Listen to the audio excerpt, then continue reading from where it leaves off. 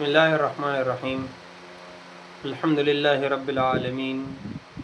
میرے عزیز بھائی اور بہنوں، اللہ تعالیٰ نے ہمیں دنیا میں بھیجا ہے، لیکن یہ دنیا جنت نہیں ہے، یہ ایک امتحان گاہ ہے۔ کبھی خوشی ملے گی، کبھی غم، کبھی آسانی ہوگی، کبھی مشکل۔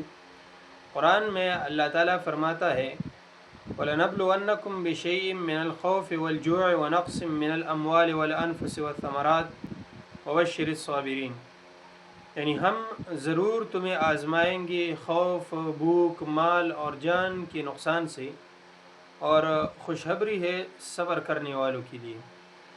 مشکل وقت میں سب سے پہلا ہتھیار جو انسان استعمال اس کو کرنا چاہیے وہ صبر ہے۔ صبر صرف خاموش رہنے کا نام نہیں، بلکہ اللہ پر بھروسہ کرنے، دعا کرنے اور حرام راستوں سے بچنے کا نام ہے۔ اور جب اللہ آسانی دی، روزی دے، صحت دے، تو وہاں ہمیں شکر کرنا ہے۔ شکر زبان سے بھی، دل سے بھی اور عمل سے بھی۔ یاد رکھیں، صبر اور شکر کرنے والا مومن ہر حال میں کامیاب رہتا ہے۔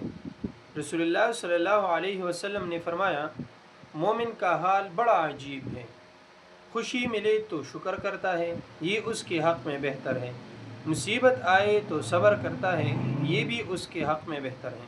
تو آؤ آج ہم یہ عہد کریں کہ مشکل میں صبر اور آسانی میں شکر کریں گے، تاکہ اللہ ہم سے راضی ہو جائے اور ہماری آزمائشیں ہمارے درجات کی بلندی کا ذریعہ بن جائیں۔